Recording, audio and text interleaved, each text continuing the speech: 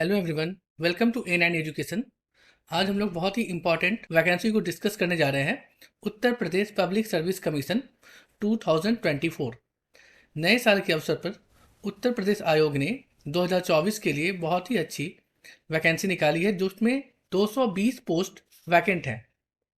आप देख रहे हैं 220 पोस्ट। इस एप्लीकेशन के स्टार्ट होने का डेट 1 जैन 2024 2024 सॉरी 2024 से ही स्टार्ट हो गया, यानी कि 1 जनवरी 2024 से ही इसका फॉर्म फिलअप होना स्टार्ट हो गया है। इस फॉर्म का जो लास्ट डेट है फिल करने का यानी रजिस्ट्रेशन करने का, वह 29 जनवरी 2024 है। इस फॉर्म का लास्ट डेट पेमेंट करने का है 29 जनवरी 2024। पेमेंट करने के बाद जो स्टेप्स होते हैं फॉर्म फिलअप करने के, उसके डेट जो है ना वो थोड़े एक्सटेंड किए हुए हैं। वो 2 फरवरी 2024 तक का समय दिया गया है। किसके द्वारा? आयोग के द्वारा दिया गया है। अगर आपसे फॉर्म फिलअप करने में किसी प्रकार की कोई गलती हो जाती है, त्रुटि हो जाती है, तो उसको सुधारने का समय आयोग ने 9 फरवरी 2024 तक का दिया है। इस बीच में आपको फॉर्म फिलअप करना, मतलब 1 जनवरी 2024 से लेके 29 जनवरी 2024 तक रजिस्ट्रेशन करने का आपके पास टाइम है। उसके बाद जो फॉर्म अगर आप पूरा भर नहीं पाते हैं, फिल नहीं कर पाते हैं, तो आप 2 फरवरी तक लास्ट है जब आप इस फॉर्म को फिलअप कर सकते हैं। इस फॉर्म को फिलअप करने के बाद अगर आपको लगता है कहीं कुछ गलत फिल हो गया है, तो उसे करेक्शन करने का लास्ट डेट आयोग ने 9 फरवरी 2024 तक का दिया है। इस एप्लीकेशन फ़ी को फिल करने का मतलब जो चार्ज लेंगे, एप्लीकेशन फ़ी लेंगे, वो जनरल और ओबीसी इन दोनों के लिए है 125 रुपये का, और शेड्यूल कास्ट और शेड्यूल ट्राइब्स वाले लोगों के लिए है 65 रुपये का आपको एप्लीकेशन फ़ी लगेगा। पीएच कैंडिडेट्स मतलब जो पर्सन फिजिकली हैंडीकैप हैं, उनके लिए है ये 25 रुपीज़ का, 25 रुपये का लगेगा। इस फॉर्म को फिलअप करने के लिए जो एजुकेशन क्वालिफिकेशन है वो आपको ग्रेजुएट होना चाहिए। अगर आप ग्रेजुएट हैं तो आप इस फॉर्म को फिल कर सकते हैं। हाँ, इसमें कुछ अलग अलग डिपार्टमेंट्स हैं जिनकी वैकेंसी जो है वो एलिजिबिलिटी क्राइटेरिया, मतलब स्टडी, आप ग्रेजुएट हैं तो आपको पार्टिकुलर यानी स्पेसिफिक सब्जेक्ट में ग्रेजुएट होना होगा। किस में होना होगा? स्पेसिफिक सब्जेक्ट में।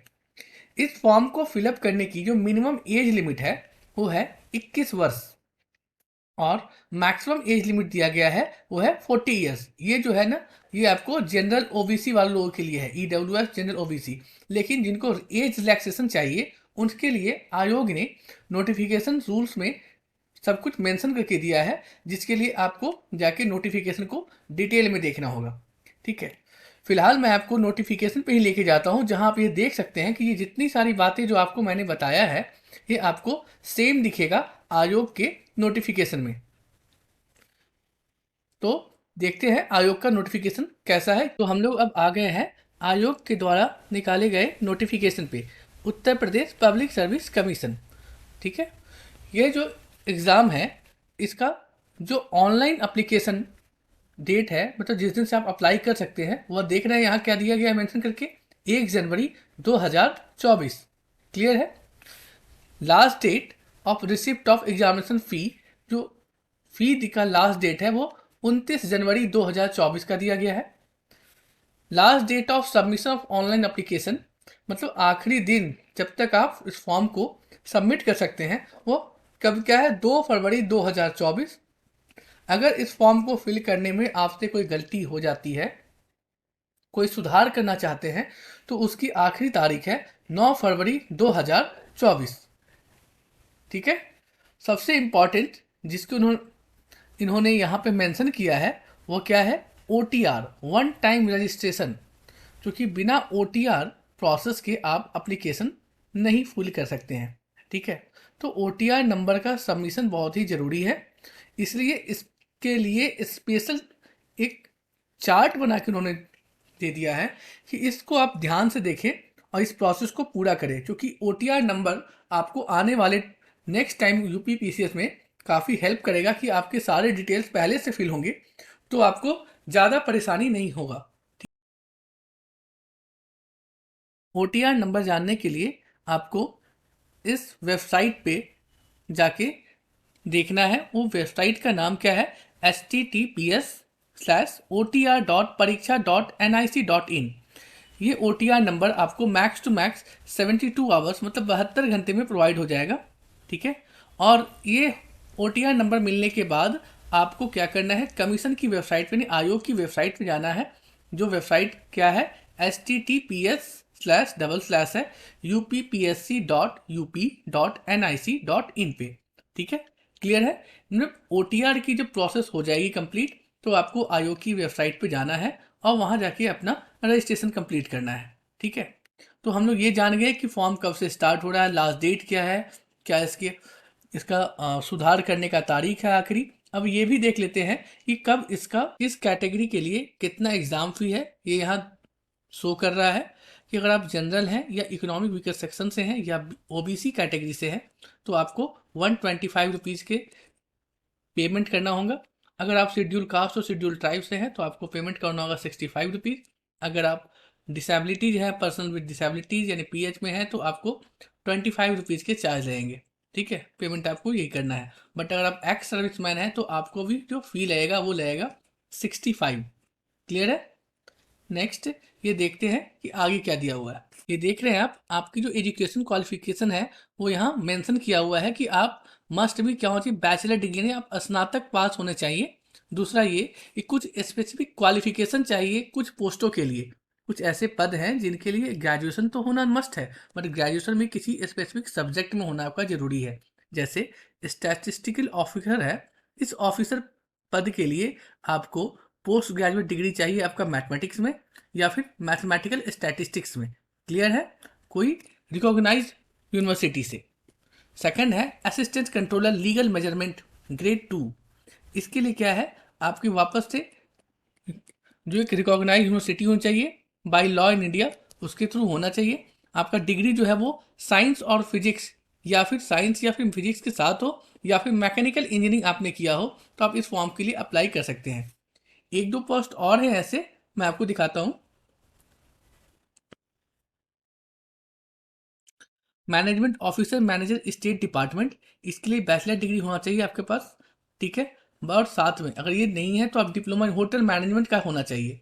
ठीक है ना, तो मतलब ये है कि या तो आप एक बैचलर डिग्री लेके हो किसके, होटल मैनेजमेंट का, जो होटल मैनेजमेंट और कैटरिंग टेक्नोलॉजी का होता है, किसी रिकॉग्नाइज यूनिवर्सिटी से। ठीक है, क्योंकि बिना इसके या फिर डिप्लोमा होना चाहिए आपका कैटरिंग टेक्नोलॉजी से, तो आप मैनेजमेंट ऑफिसर वाले में अप्लाई कर सकते हैं। सब रजिस्ट्रार के लिए आप ग्रेजुएट होना चाहिए लॉ से। Now assistant director of industries, इसके लिए क्या है ना, पोस्ट ग्रेजुएट डिग्री चाहिए आपका आर्ट्स में, साइंस में या कॉमर्स में। ठीक है, या फिर टेक्नोलॉजी रिलेटेड सब्जेक्ट में, और वो एक रिकॉग्नाइज इंस्टीट्यूट होना चाहिए। ठीक है, तो नेक्स्ट देखते हैं फिर कुछ और पोस्ट रह जाते हैं जिसके लिए सिर्फ ग्रेजुएट होना चाहिए, बट आपकी कुछ फिजिकल मेजरमेंट है जो बहुत ही ज़रूरी होता है। जैसे जो पोस्ट है वो है DSP की, डेप्टी सुपरिटेंडेंट ऑफ पुलिस। इसके लिए जो हाइट है वो यहाँ निर्धारित की गई है आयोग के द्वारा कि आप अगर मेल कैंडिडेट हैं तो आपकी हाइट 165 सेंटीमीटर होनी चाहिए, जनरल वालों के लिए है। आपका जो चेस्ट है वो नॉर्मल टाइम 84, जब से आप फैलाते हैं फुलाते हैं एक्सपैंड करते हैं तो 89 होना चाहिए। शेड्यूल्ड ट्राइब्स के लिए जो हाइट है मेल के लिए वो 160 है, और अनएक्सपेंडेड चेस्ट के लिए 79, और जो एक्सपैंड करते हैं चेस्ट को हम फुलाते हैं तो 84 होना चाहिए। फीमेल कैंडिडेट के लिए जो जनरल में है या फिर बैकवर्ड क्लास में है या फिर शेड्यूल कास्ट में, उन सब के लिए जो हाइट है वो सेम है, वो है 152। ठीक है, मिनिमम वेट फॉर फीमेल का दे दिया गया है 40 kg, और शेड्यूल ट्राइब्स की जो हाइट है वो है 147, यानी कि मिनिमम वेट जो है ना वो 40 kg ही होना चाहिए। और the post of superintendent jail height 168 है, और कुमायूं या फिर गढ़वाल के लोगों के लिए वो 163 सेंटीमीटर है। चेस्ट भी उनके लिए दिया गया 81.3 सेंटीमीटर, अनएक्सपैंडेड और एक्सपैंडेड करने पे 86.3 सेंटीमीटर। उनकी विजन 6/6 होनी चाहिए। जेलर सुपरिटेंडेंट ऑफ जेल के लिए एक्साइज इंस्पेक्टर के लिए जो हाइट है मेल की 167 है, फीमेल की 147 है, और फीमेल कैंडिडेट अदर मतलब जो जनरल कैटेगरी के हैं उनकी 152, बट अगर शेड्यूल कास्ट और शेड्यूल ट्राइब्स की हैं तो 147 है उनके लिए। और जो चेस्ट की जो क्राइटेरिया है वो सिर्फ मेल कैंडिडेट के लिए, यानी unexpanded 81.2 centimetre, expanded 86.2 centimetre. For the post of deputy jailer, इसके लिए जो मेल की हाइट है 168 सेंटीमीटर, एक्सपेंशन ऑफ चेस्ट यानी एक्सपेंशन ऑफ चेस्ट 81.3 और अनएक्सपेंडेड चेस्ट जो है वो 05। ठीक है। For female candidate 152 centimetre height होनी चाहिए, बट उनका वेट जो है ना 45 से लेकर 58 केजी के बीच में ही होना चाहिए। क्लियर है। एक खास कंडीशन नोट करके दिया है इन्होंने कि कैंडिडेट जो बिलोंग करेंगे शेड्यूल्ड ट्राइब से, उनका हाइट ना मेल का 160 सेंटीमीटर होना ही चाहिए और फीमेल का 147, एटलीस्ट इतना ही बिल्कुल होना चाहिए। ठीक है।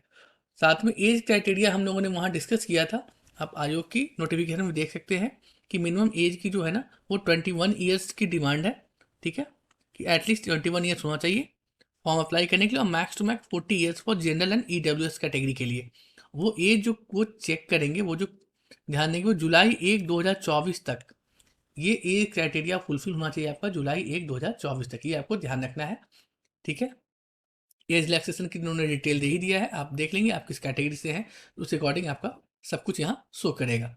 ठीक है। तो फॉर्म बहुत ही अच्छा आया है, तो सीट भी अच्छी खासी है, तो पूरे अच्छे से मन लगा के फिर ध्यान दें और फॉर्म को फिलअप करें। फॉर्म भरने में देर ना करें, क्योंकि फॉर्म भरते टाइम होता है कि हम मिस कर जाते हैं कि डेट बचा हुआ है और हम टाइम पे फॉर्म फिल नहीं कर पाते हैं। ठीक है। फॉर्म कैसे भरना है उससे रिलेटेड भी वीडियो जल्द ही आपको इस चैनल पे प्रोवाइड हो जाएगा, जहाँ देख के आपको जो भी डाउट्स हैं वो क्लियर हो जाएंगे कि फॉर्म में क्या क्या डिमांड किया रहा है, कैसे फॉर्म को फिलअप करना है, जो भी डाउट्स हैं वो क्लियर हो जाएगा। वीडियो अच्छी लगी हो तो वीडियो को लाइक करें, अपने फ्रेंड्स के साथ शेयर करें। तब तक के लिए मिलते हैं नेक्स्ट वीडियो में। Thank you.